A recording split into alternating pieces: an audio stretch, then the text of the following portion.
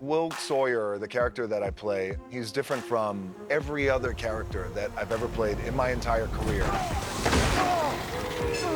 He was a hostage rescue negotiator for the FBI. He was a team guy, and he doesn't want to pick up his weapons anymore because things went sideways. It turned into a shit show. No!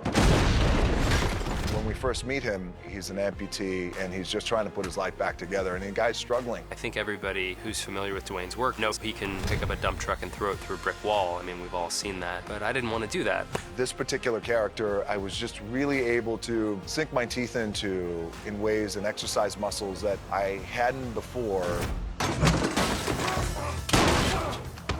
The big challenge with someone like Dwayne, as talented as he is, it's really hard to put him on the back foot because he's 6'4", 265 pounds of granite. He is larger than life in a lot of ways, obviously, and people really enjoy seeing him in that. But this character has flaws and is not a superhero and struggles, and we don't get to see Dwayne do that a lot. I can hear your tears turning. What's going on? Just don't want to screw it up. And it's only when he's forced to take action, when his family is in jeopardy, that he saddles up and tries to right this wrong.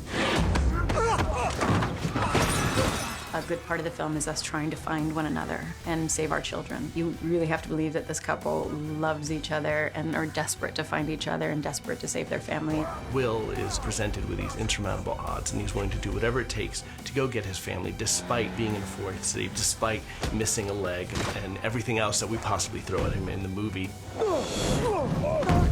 People are probably looking at him really crazy because he's going back into the fire, but I think I would too if my family was in there. Dwayne has this line that he says, "You can't be brave if you're not scared," which I think is a really inspirational line, and I think it's one of the most important lines in the movie. I need you to be brave right now. Can you do that for me? Yeah. We talked a lot about modeling the Will Sawyer character much more closely to the Harrison Ford archetype, an everyman who is just doing anything he can to protect his family and survive the challenges that he's faced with. I felt like we had an opportunity here to create a character that maybe a lot of people around the world could relate to and could get behind. He's just trying to be the best man that he could possibly be. Your weakness is your family. So now we're going to find out how much you love your family, Will. I wanted to challenge him. I wanted to see him be vulnerable. I wanted to see him think his way out of a problem instead of punch his way out. All right, these elevators operate on electromagnetic induction. When I cut this cable, you're gonna fall. This is crazy. Trust me. Dwayne went really deep with this character. It needed it. It's an intense character who's going through a great deal and trying to overcome a lot of emotional and physical trauma. And I think Dwayne took it on and really did a beautiful job. As soon as he has the drive, he'll kill us both. Maybe.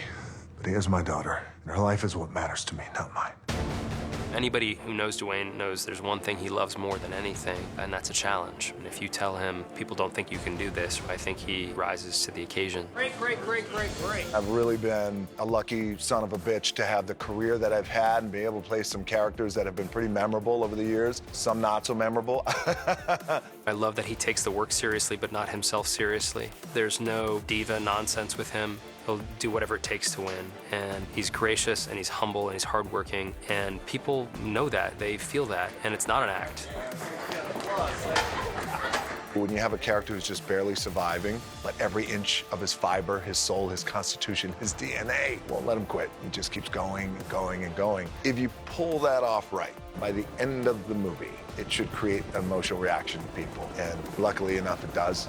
And we made a great movie with Skyscraper that I'm extremely proud of.